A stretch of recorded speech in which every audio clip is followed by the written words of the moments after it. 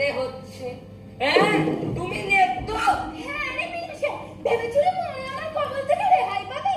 ওই পেতনি শাকচুন্নি ওদের পিছু পিছু ঘুরতে খুব মজা না? না না, বলছিলাম তুমি এলে কি করে?